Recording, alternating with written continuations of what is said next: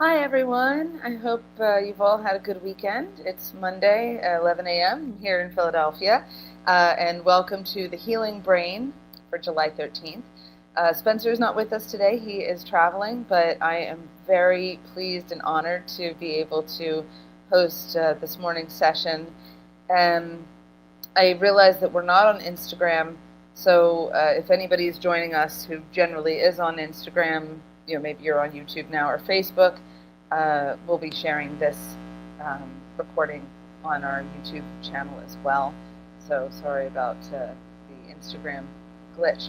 But today I wanted to talk about reading, because this is a topic that is very close to my heart, since I was raised with the Doman Method, and reading was really the first thing that I can remember learning. Once my mother had learned about the Doman Method, she had taken a course with Glenn Doman. So I wanted to talk about reading, but certainly within the context of kids with special needs. I speak with parents every day. That is my role, which I love, to talk to families about the Doman Method, but even more specifically about their child's potential and what we can do, of course, to help foster that, but also our experience with the potential of children with special needs. Because even though it's 2026, and I think the world says that it has a more understanding or open idea about what kids with special needs can potentially do with their lives, how they can grow and develop. There are always new things being learned, which is wonderful. We are a huge proponent of that too. Anything that makes what we do better, more efficient, more effective is to be welcomed. But I think that there still is a huge feeling in the world that although children with special needs may have greater potential than, let's say in the 50s or 60s, where parents might be told, you need to put little Johnny in an institution for his life. And that was something that Glenn Doman, of course, was working very hard against. Or parents who are told that, little Johnny could live with you, but that he will never amount to anything. And in this day and age, I think that there's still a little bit of that fear for a lot of families. So one of the areas that we have a tremendous amount of experience in, and are actually very, very well known for, is reading, our reading program. I would argue that Glenn Doman was probably one of the first people in the entire world to recognize that kids with special needs not only could learn to read, but could learn to read exceptionally well, and in many cases outstrip their well peers, their neurotypical peers. And that is, of course, what he discovered. And, he didn't discover it by himself. A little boy named Tommy Lunsky and his family showed Glenn that this was a possibility. So Glenn wrote a book in 1963 called How to Teach Your Baby to Read. Now, that was written primarily for parents of neurotypical kids, but our reading program is really the same, regardless of whether a child has special needs or not. The only adjustment, the main adjustment that we might make would be to ensure that the print is large enough. And that goes for very small children who are neurotypical, as well as kids with special needs, because often visual problems are present. And so while we're working to address that, we're also going to make a reading program specific to that child. And that means we're going to make the print big enough that they don't have to struggle to see words, that we can start teaching them as soon as possible. Because reading benefits every area of our development, truly, and it is a neurological function. Reading is not an academic subject, and it's it is something that all of us should love to do, hopefully. Sometimes when we don't love to do it, there can be reasons for that.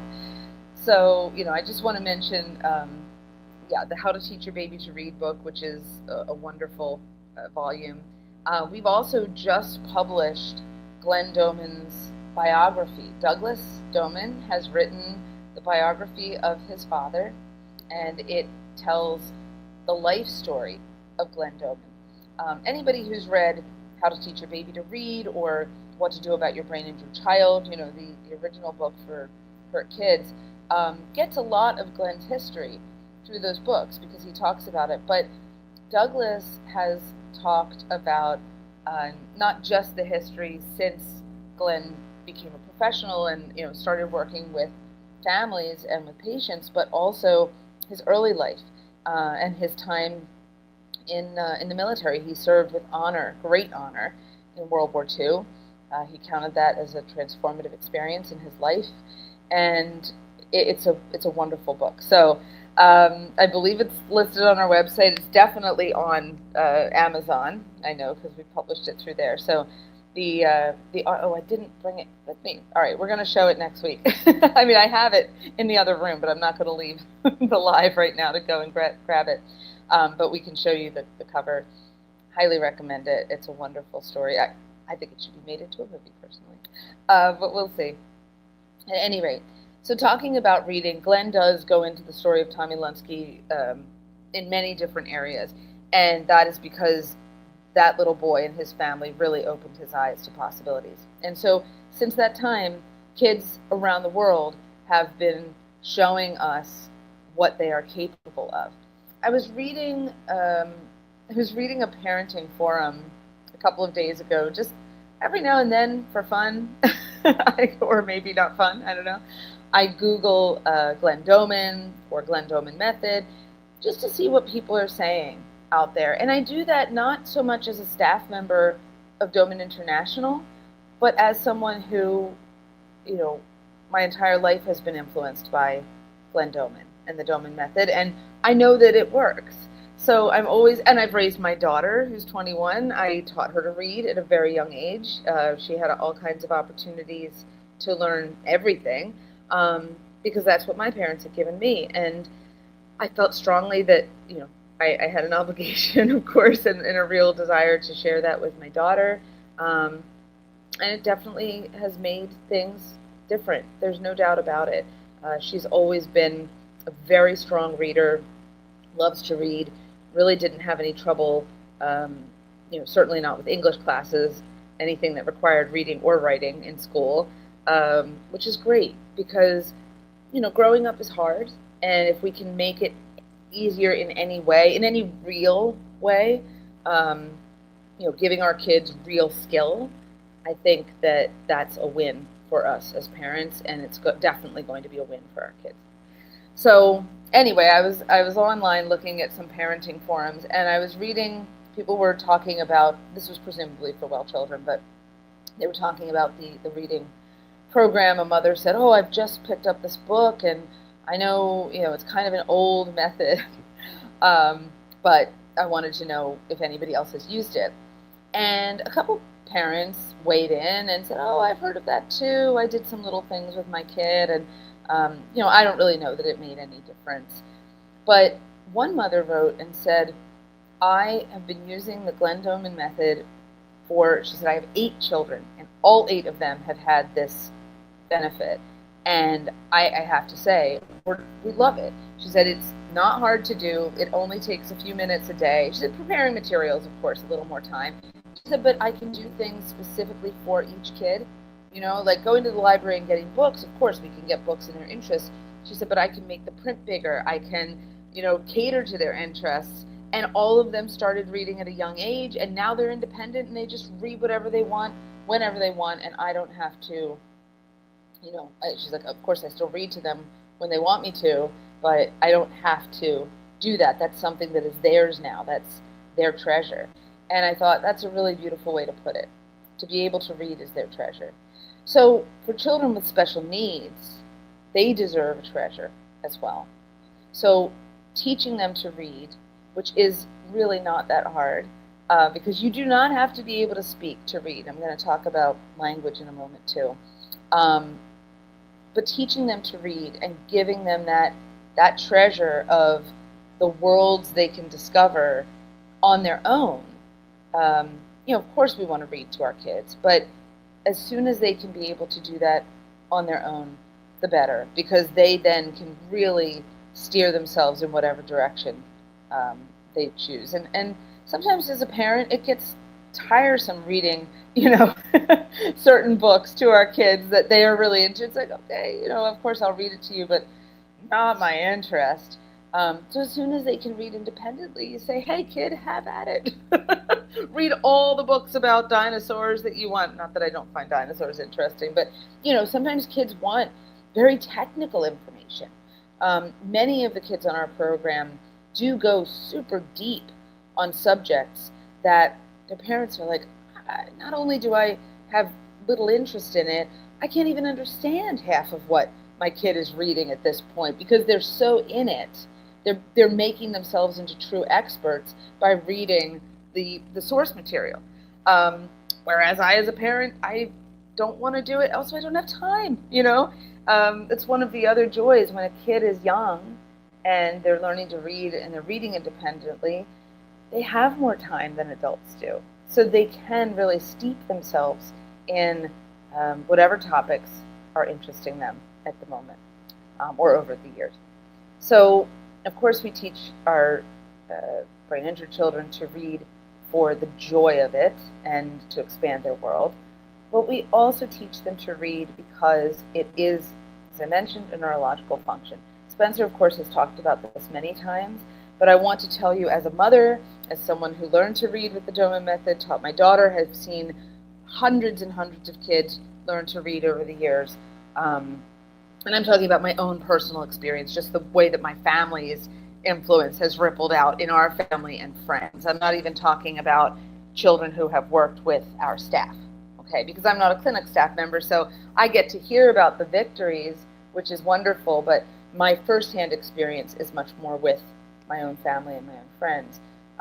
But yeah, hundreds of kids in my experience that I've seen learn to read, take off, love it, but that it's really benefited their neurological development as well.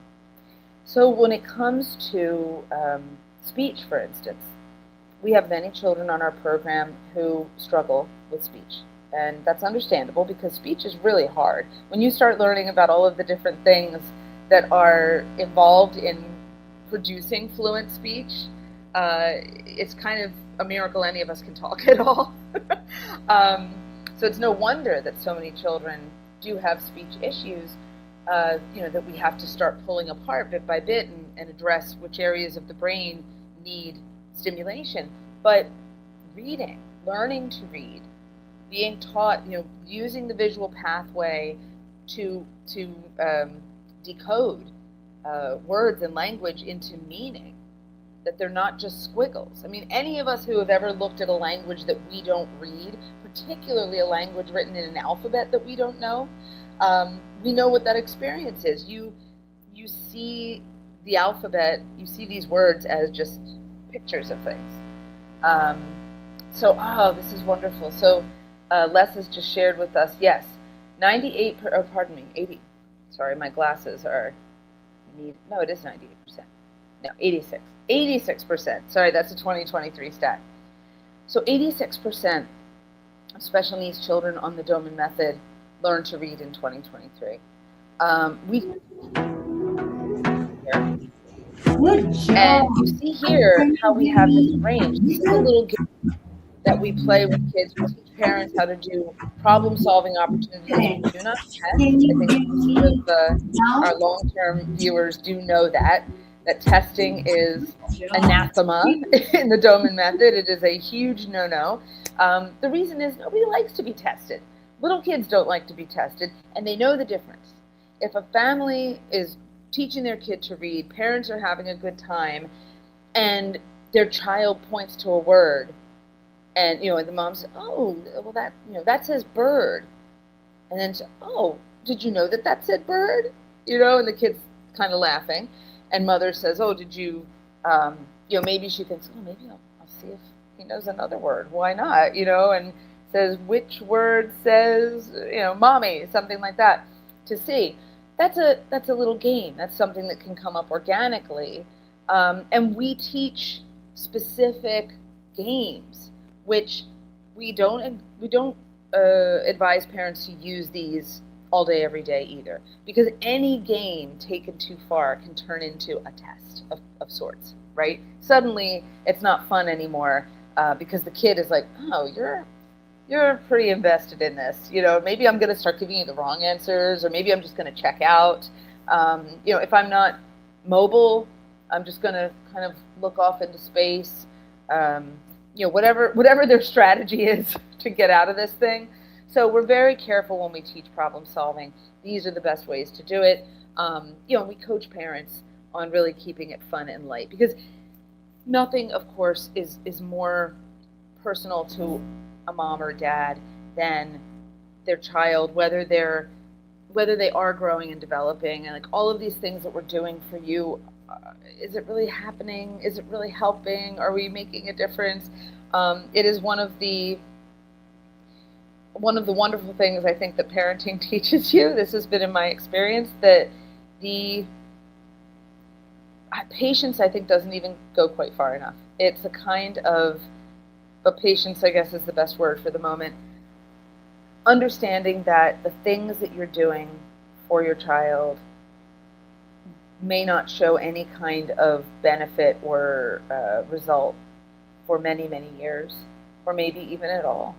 But not in a way maybe that you recognize, But I think that we can all accept and recognize that everything we're doing is going in. I mean, our children are little sponges, whether they have special needs or not. In fact, if they have special needs, they're probably even more spongy, because it's a survival technique, right? I mean, they need to be, able to react in whatever way they possibly can, which makes them highly sensitive. And little children, take in everything that parents are giving them in the environment. So, but it can be very hard as a parent to relax yourself, to chill and say, I cannot ask my child for constant feedback, or if I get one piece of feedback, that's amazing, and I can't get super excited and try to go overboard with it. It's really hard. Being a parent is hard.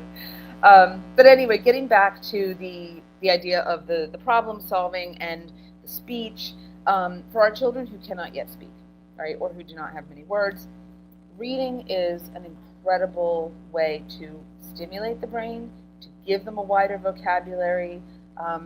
It brings all kinds of different things online. There's actually, I was looking for my Doman Method book, the Doman Method from Special Needs to Wellness. I think I lent it to a friend, but I did find my copy of Answering Autism.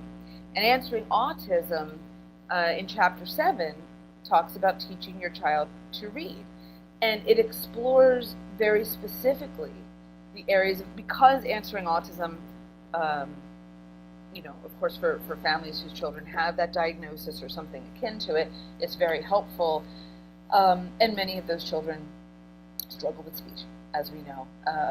Either they don't have speech, or they have a couple of words that may be used indiscriminately, or a couple of words that are used for everything but with different intonation, which is very interesting.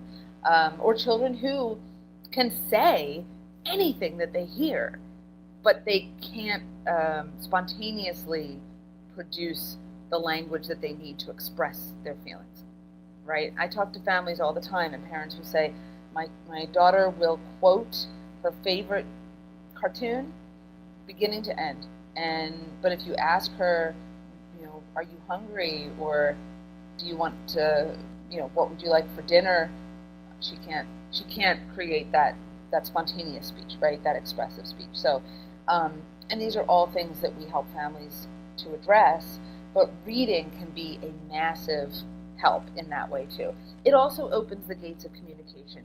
If your child is not able to speak or not able to express themselves with speech, but they are able to read, suddenly we can start having a real conversation. We can produce, choices, which we do all the time. And we'll say to children, here's your choice. Do you want this or do you want this, right? I was watching a video the other day. Our amazing sponsors in New Zealand, the Brain Injured Children's Trust, they have a wonderful Instagram where they share lots of updates from the kids who are doing our program there in New Zealand. And we're there twice a year. I'll talk a little bit about appointments later on. But this was wonderful video with this little guy, and his his mother, I think his mother had him on her lap, and one of the other friends or family, I don't know, she was taking things out of a bucket with a lid. So she was patting on the bucket, saying like a little song, and then pulling things out of the bucket for him to look at or touch or read. And I thought, this is so much fun. He was having the time of his life, laughing and giggling. But then the woman with the bucket would hold up a choice board, and she said, "Do you want more or stop?" And he was choosing, do I want more of this thing? Do I want to see more of this? Or do we stop and move on to the next thing? And so here's a little boy who cannot express himself in speech yet, but he is absolutely having a conversation and laughing and just having a blast. So that is a tremendous use of reading, obviously. But we can get even more in depth with that with our kids once they can read. So again, it's just another way to keep opening the world and giving them all of those options that we want to. So, I think that anybody who's watching this for the first time, welcome. And we hope that you will learn a lot about the Doman Method. It's not just reading, but I thought I'd talk about it since I have so much personal experience. But definitely reading is one of those things that we know is beneficial in every imaginable way. The younger we can start, the better, because it's easier for children to learn to read when they're young. This was something else that I read online. A parent said, well, reading, they'll learn to read eventually. And I thought, that's fascinating, because of course we know that's not true.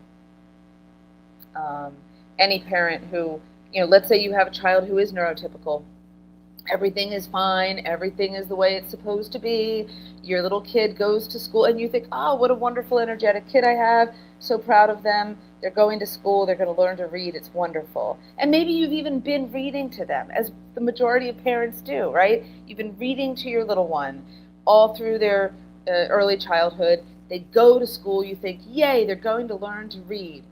And a couple of months go by, and he's struggling with reading, or she's struggling with reading, and the teacher calls or sends a note home and says, we really need to have a conversation about this. And all of a sudden, that thing that was supposed to happen automatically isn't happening. And all of a sudden, it's a big problem, because everybody knows that it is a big problem when you cannot read. School's all about reading. Even though we live in a very online world now, and every year they talk about, book sales are declining, although recently there's been a resurgence, which I think is interesting, because I think we as human beings love our books, we love our tactile things, we need that. But, even though we live in this digital world, we're reading all the time. It's not just about pictures. And so we all know this. We know how important reading is. And there is your supposedly ordinary child with all of the ordinary capabilities struggling with reading. And they're saying, well, special tutors, or maybe ADD, or maybe learning disability, or maybe or maybe dyslexia. All of these mysterious diagnoses for the child who you thought was going to be fine and would just learn to read automatically,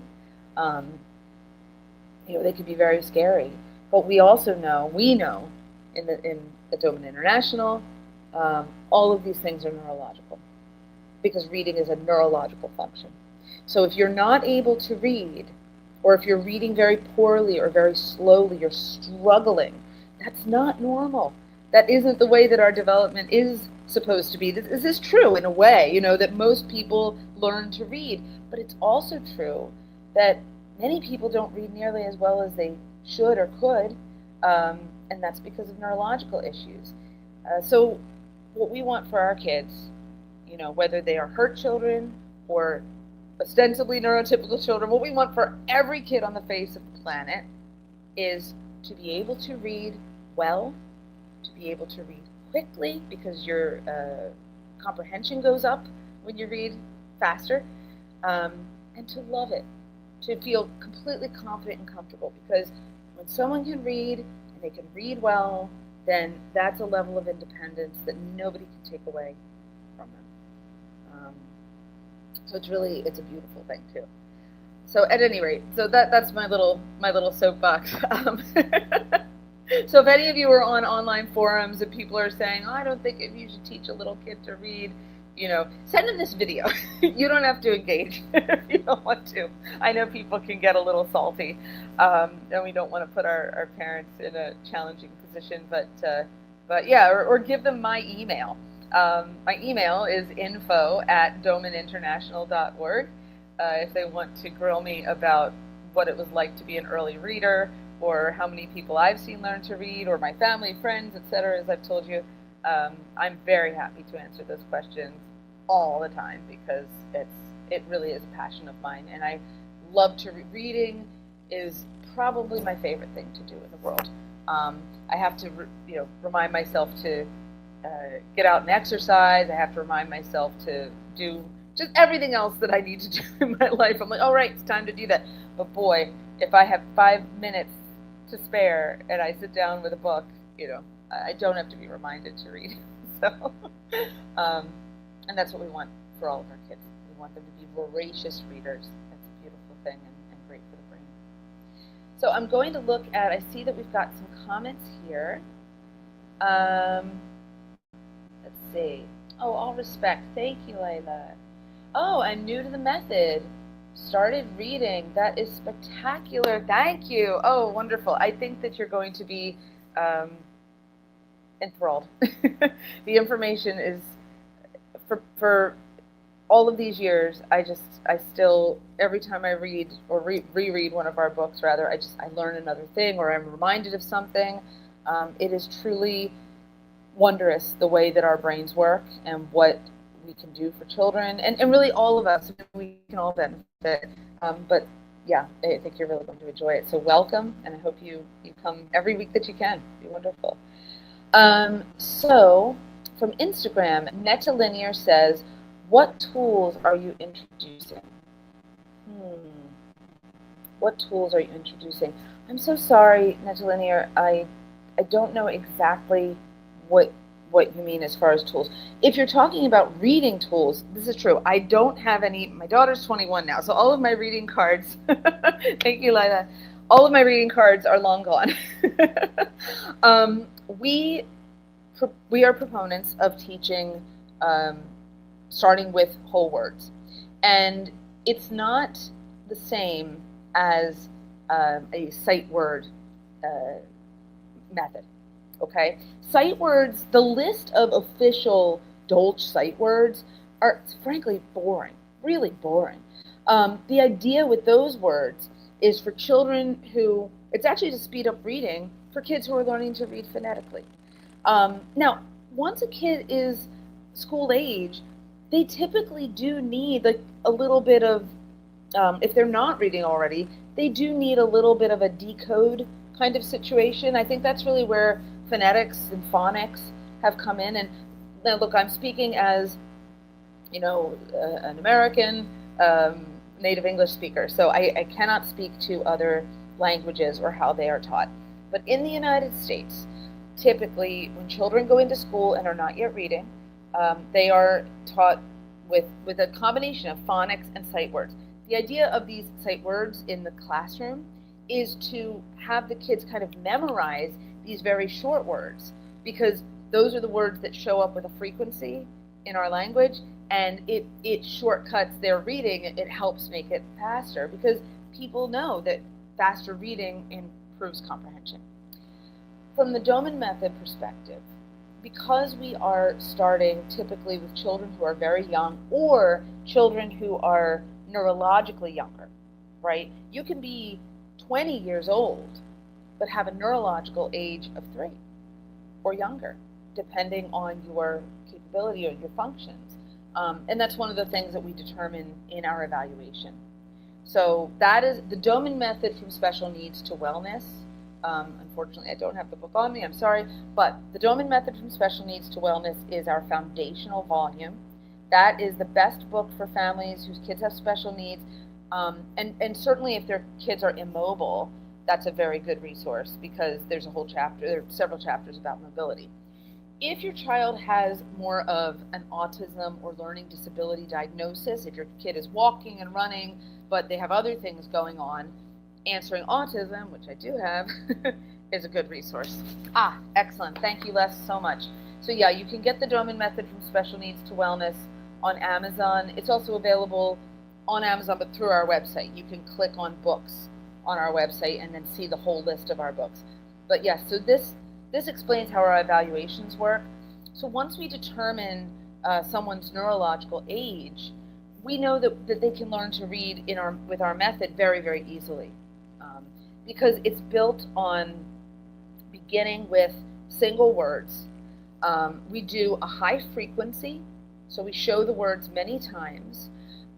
We do a high intensity, meaning we make the words big enough so that they're easy to read, and we do them initially by themselves, right? We show Mommy, Daddy, Stacy, Oliver, and whatever, as individual words, big enough so that nobody has to struggle to see them. This is why it's such a good method for anybody who's having visual issues, because once you make the print big enough, they can see it. The point is not to have anybody memorize these words. And this is where I think people get very confused between the sight word method and the Doman method. They say, oh, how could you ever have, it's just drilling. You're making your kids memorize. Absolutely not true. Yes, kids will memorize some of the words because they just do. And they see it enough. We're showing a word 3 times a day for 5 days, right, for instance. You're going to end up memorizing some of those words. But we add words, so that we're not trying to have them memorize words. It's not possible. You want to be able to read new words. We are instead exposing them to all of the different configurations that we can, so that the children begin to intuit the laws that govern written language. And that's different for every language. So English is a bear. It's just a mess. Our language it's got words from every imaginable place.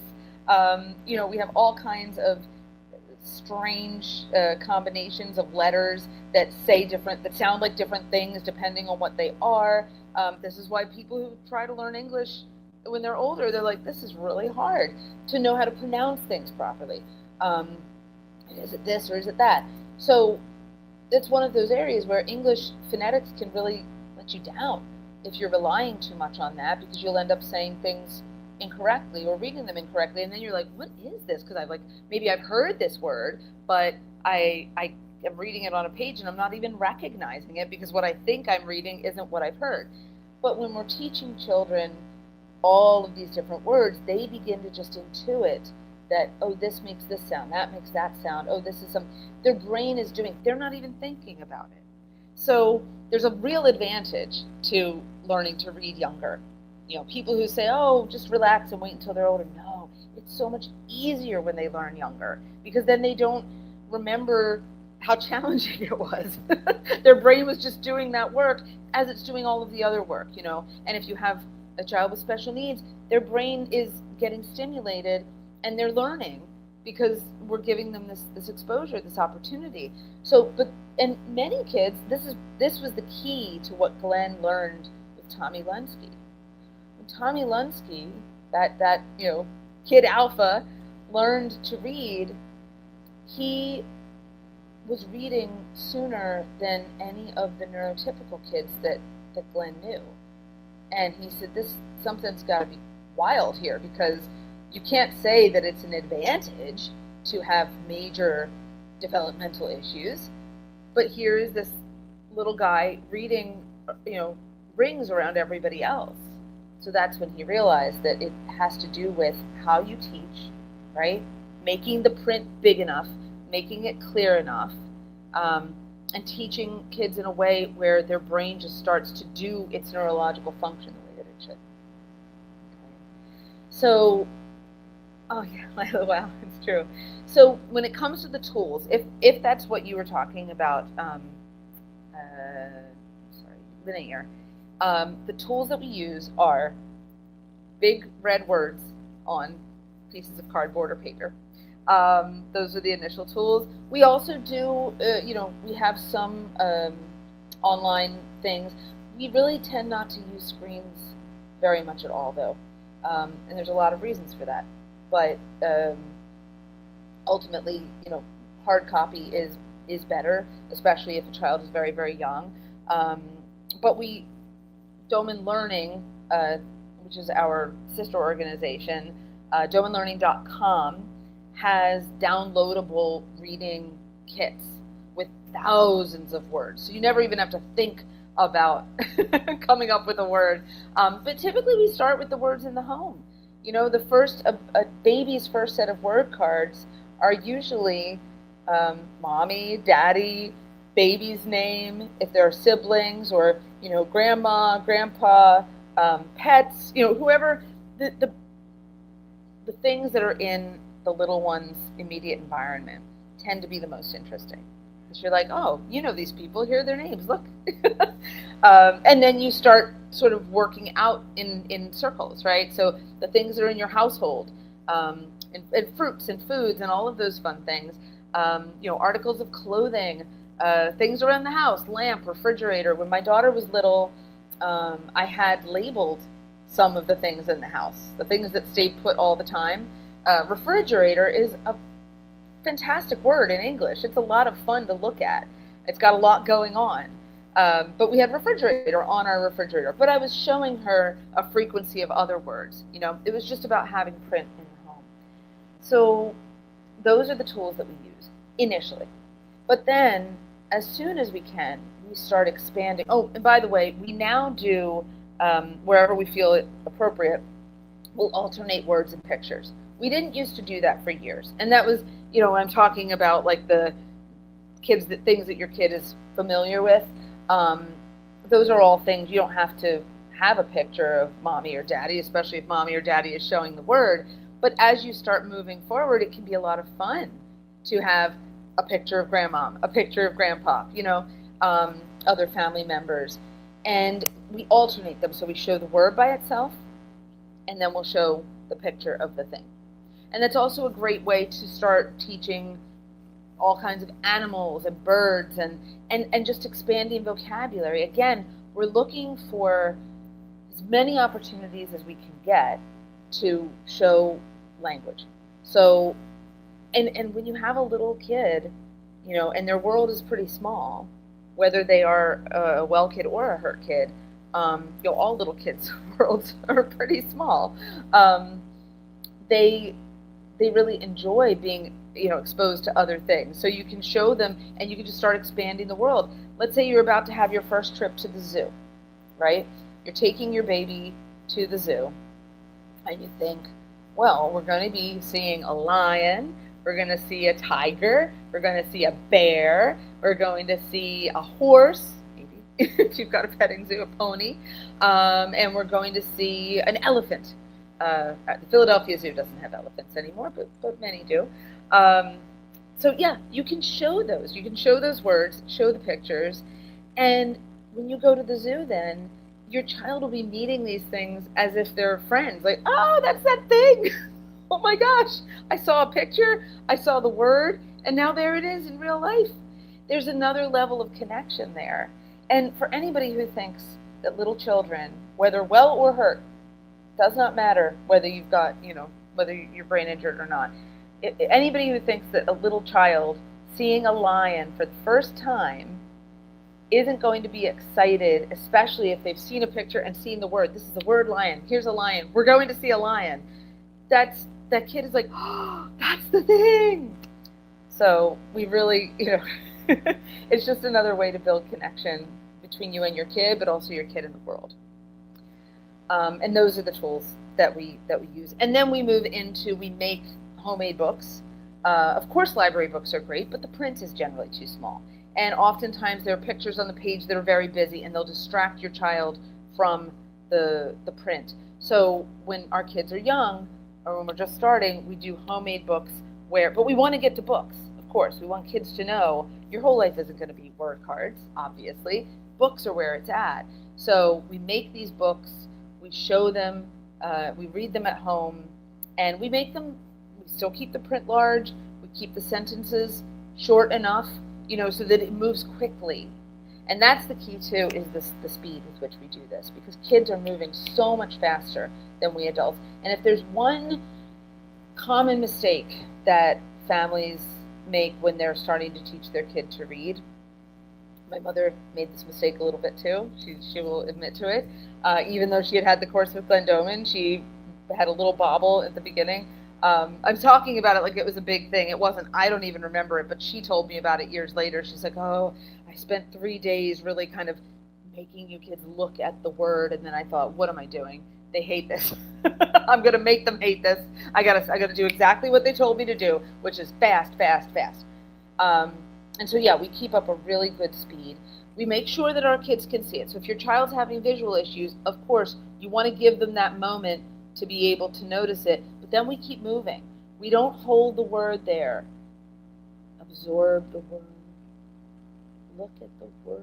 I mean, nothing could be more obnoxious. And our kids will just tune right out and say, this is for the birds. Mom is having an episode, and I'm just not going to engage with this stuff that she's trying to do. So we absolutely teach early, whatever kids are coming to. And I see here that Lila's asking, what is the best age to start teaching? 3 months. So basically, as soon as your child is responding to your facial expressions, start teaching to read, because now your baby can see things on a card. So that's one of our developmental stages, because visually, originally, when children are first born, we do a lot of black and white for contrast. We do light stimulation to help their pupils to start reacting the way that they should. So we've got a really good, strong light reflex that allows them to see black and white very easily, and that's good for the contrast as well. And in that stage, we might put some words on a card, like really large in black on white, but that's more of a visual stimulation than it is beginning the reading. It's a word, but still we're really getting them to see that contrast. But as soon as your baby responds to you and you're holding them, and when we do the word cards, they're not too far away. And this is also something you have to gauge if your child has visual issues. You have to get a sense of, and we talk a lot about this in the books, figuring out the best distance for your personal kid, because every single kid is different. This is so important. Parents are the best people to figure this out, I promise you. We can do a lot. We can give you a lot of pointers and to help, and certainly for families who come to see us for an appointment, our staff are meeting your kid, they're evaluating them in person so they can work with you to determine that best distance. But for families who are just doing this at home, reading our books, you can figure this out.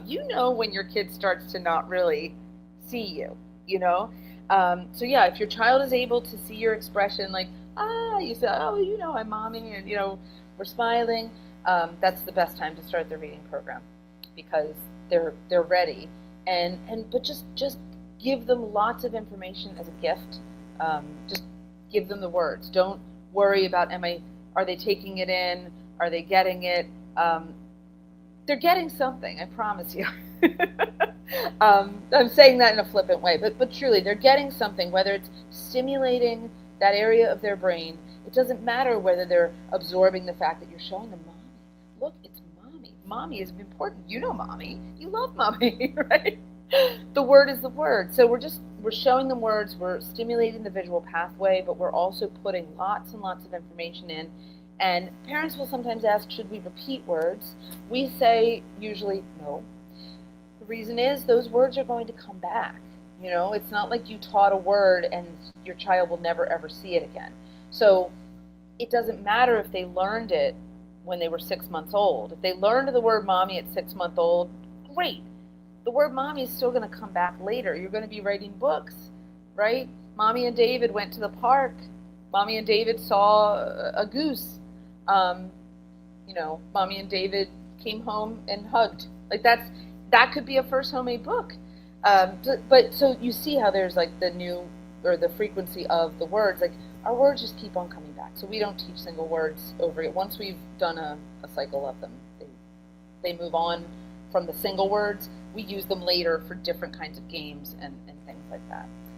But yeah, definitely go ahead. If you haven't read the book yet, please read the book. Lila, I'm speaking to you. From How Smart Is Your Baby? Wonderful. If it's the edition I'm thinking of, that's my daughter on the cover. At any rate, so yeah, it was published when she was a baby. So it was a great honor for her to be on the cover, and she's in the book in a few other shots too, creeping in a purple diaper. So anyway, so getting back to the reading program, for these and all other reasons, we do our reading, and it's a tremendous honor and privilege as a parent to be able to do that for our children. I did have a pre-submitted question from Nalini. Nalini was asking, she said, curious about 5 years old child. So I'm going to presume, Nalini, that that your 5-year-old has special needs. If your child does have special needs, 5 years old is not at all too late. Please get in contact with us. I'm going to be getting in contact with you because I do have your email address. So the typical age for kids to start the Doman Method program, sort of the median age, is 7. Even though we do see infants and very young kids, it's far more common for families to find us when their children are a little older. And we think that, now we've been doing more and more over the last few years in terms of promotion, because we do want families to know that we exist. We want them to know that there's something different out there. But most families, by the time they found us, have already been through a journey, right?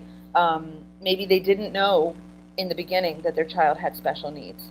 And maybe once they realized it, or once their child received a diagnosis, they went through the sort of the more typical pathway. Completely understandable, because every parent whose child receives a diagnosis is dealing with this. I'm saying every, I mean the vast majority of parents whose child receive a diagnosis is dealing with this for the very first time in their lives.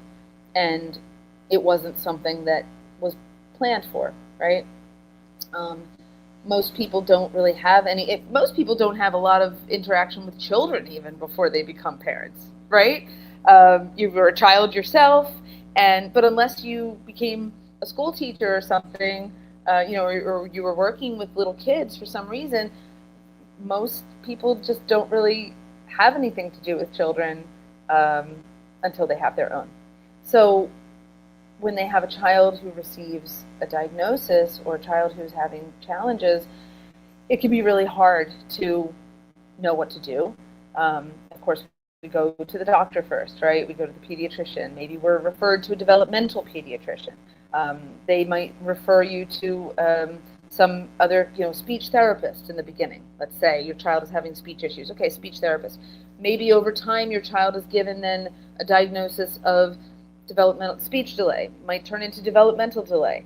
Over time it might turn into an autism diagnosis. All of these labels, and this is what Glenn talked about all the time, all of these labels just mean brain injury. And that's why when he wrote What to Do About Your Brain Injured Child, he included all of these labels on his book, because he said these are all the same thing. And I think when families start to realize that they've been chasing symptoms for a number of years without getting the results that they were hoping for, that's when they start looking for us. So 5 years old is not at all too late, Nalini. There's so much that we can do. 5 years old is fabulous, actually. So yeah, I'm going to be reaching out to you personally with an email, and hopefully we can get you some good information to help you. But yeah, we're here. Glenn started his work with stroke patients, and the majority of them were elderly. We still see adults from time to time. Sometimes adults in our family, that happened to me with my own grandfather. He was only in his early 50s, but he was in a catastrophic car accident. He was in a coma, And then when he came out of his coma, he was profoundly brain injured. And my parents, fortunately, had only the year before taken a course with Glenn Doman. And so they knew that brain injury could be healed, that brain injury could be, addressed, and that function could be regained. So they did a full neurological program with my grandfather. We actually moved out to Colorado for a little while because the only nursing home they could find, this was 1980, the only nursing home they could find which would allow them to have their therapy program, the one that my parents were doing, the Glenn Doman therapy program, was in Colorado. All of the nursing homes, because my grandfather still needed skilled nursing care, and my parents had 3 small children and 1 on the way. So they needed help. They needed nursing care, and my grandmother had already died. So my grandfather, it was just him. But we moved out to Colorado. He stayed in the nursing home, but every single day they were there for hours doing his program. Now, our program today is a lot more efficient. It doesn't take hours and hours. Also, my grandfather, the clock was very much ticking because he was older. And when you're older, it's harder to get better results faster. And they were paying for the nursing home. It was everything. My parents were like, we want to get home, and we want to get him home, but we know that we need to get him up to a level of function. So, but it worked. Boy, did it work. My grandfather said for the rest of his life that he was paralyzed on his right side, but that was physiological. He had nerve damage, but he was able to walk. He regained the ability to walk. He regained the ability to drive. My father taught him to drive again. Everyone said he was crazy, but he did it, and my grandfather was then independent, could drive his car, but he was able again to, even though he had been right-handed, he learned to write with his left hand, slowly, but he could, as he always said, he's like, I'm slow, but I get there. But he was able to write. He went back to work. He owned his own firm that my father had been his vice president. So my father took over the firm, and my grandfather came in, though, as a consultant. So, because his knowledge was still there. So he was able to continue to work in the field that he loved until the end of his life. And all of that was thanks to the Doman Method. So, you can understand why I'm very passionate about it on that level too. But yeah, no age is too old, and no age is too young. We can start whenever the need is there. So I'm wondering if we've got any more questions coming. I think we might be maybe on Instagram now. I don't know. I'm seeing something. Motika, I see that you've written all, but I don't know if there was another part to your comment or your question, because I don't see another comment from you. I'm sorry. So as we're getting close to the end, I do want to talk about appointments. So for families who are just learning about the Doman Method, welcome. There's a lot to learn. There's a lot to read. We've been doing this work for 70 years. So the experience is there. The knowledge is there. All of this to share with you. For families who want to have their child evaluated by our staff and have a custom program designed along with coaching, this is a big deal. This is really the main thing that our staff do. All the rest of the information we have is at your disposal to use at home, as thousands of parents have in the last 70 years. But working directly with our staff is definitely a way to get things moving faster, for sure. So appointments are available throughout the year. Our headquarters are just outside of Philadelphia, Pennsylvania. So families come to see us here in person. Families also see us in Miami. We have appointments coming up in Miami, Hollywood really, but Miami vicinity, at the end of September. September 25th, 26th, 27th are the dates that we will be there seeing families. We also have appointments coming up in Italy. We have a campus near Pisa, about 20 minutes from Pisa in Tuscany. It's very beautiful. It's a great place for families from Europe, the Middle East, Africa, to come and see us. And that is 4 times a year. So our staff will actually be there starting next week, but we'll be there again in October, and then again, no, is that right? Wait a minute. July? Yes, October. Gosh, this year is going so fast. So our staff will be there next week for 2 weeks seeing families, but then after that, our next visits in Italy are in October. And those do fill up pretty quickly. So, because we're only there 4 times a year. Actually, all of our appointments tend to fill up. I scheduled 4 appointments in the last week because, people are realizing, the fall is coming. Like, it's summer now, but it's definitely time to get plans for the fall and the winter. So please contact me if you're interested in an appointment, or if you just need more information about the Doman Method. You can email me. My information's there, info@domaninternational.org, or you can message or call me. This is my direct number. The email is my direct number. That's me. It doesn't go through a second person. And the message or call number is country code 1-814-232-8668. And I can share information with you. We can hop on a call. There's never any obligation. I just have a lot to share, obviously. I have no problem talking. But certainly if you are thinking about an appointment and want to learn more about it, how it all works, please get in contact with me and I can tell you. I see that Alina has just commented, and yes, you just had your appointment. I'm so happy. It's a wonderful thing. I know it was a journey. I'm excited to hear how all of that went. And Les has just shared the list of our books here. So you may have, Alina, you may have some of them, but if you have any other questions about the books that we have, just email me or call me, no problem at all. We can talk about it.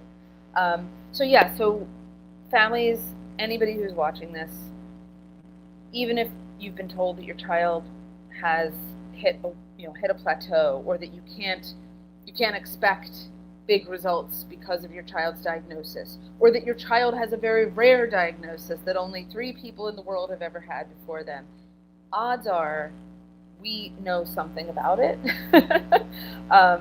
Because we've actually been doing this work so long that we know we've treated children with genetic diagnoses, for instance, genetic conditions that are only just now being identified.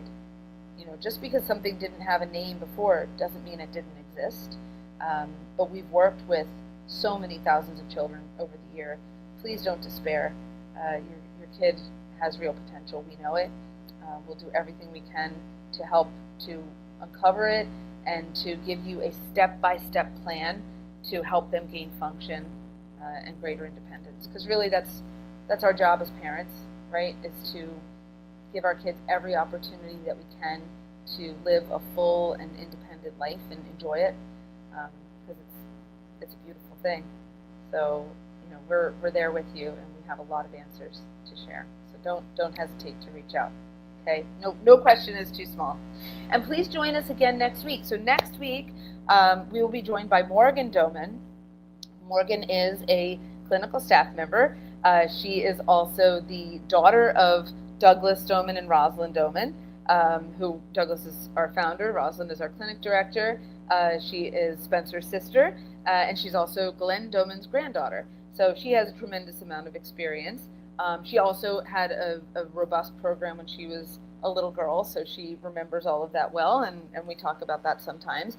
But Morgan, I'm going to be joining Morgan, but we will be talking about the best ways to balance a program time and social life, which is actually a big question. It's one of the other myths that people are told, this Doman Method is going to take up your whole life and you'll never have a life again and your family will become slaves to it. That is not true. I'll be honest, once upon a time, way back in the beginning, that may have been true. But again, 70 years, we've learned a lot, and we really recognize that parents need balance in their lives. And we're all living, right? And our kids are living. We need to have a balanced, happy family life, and we need to have time for social things that fills our well. So it's a very important part of our program too. So next week, join me with Morgan, and we'll be talking about how to balance social life and the Doman Method in your family's life. Oh, wonderful! So we've got to part. I don't know if we'll be able to hear it though. Good job. Very good. Right. Excellent. Right. Okay, best. Very good. Good job. Oh, that's great. So yeah, there we have a little guy. Now that is our director in India, Jagjit. She's one of our clinic staff members. She's showing the words. And here you have an example of a little boy who wants to show his knowledge, is able to say these words now, and is having a great time with it. And we'll do things like that, as a fun game to give the kids an opportunity to show off what they could do, because little kids like that too. It's just, as we were talking earlier, though, we don't push it, right? We're not doing that every single day, and we're not selling tickets, putting them on the spot. But yeah, so thank you so much, everybody, for spending this time with us today. I really appreciate the opportunity to be with you, and reach out to us, please. You can also direct message through any of our social media. I also see all of that, so you know that when you're reaching out, it's really directly to me, okay? And we'll get back to you quickly. Thank you so much. Have a great week. See you next Monday. Bye-bye.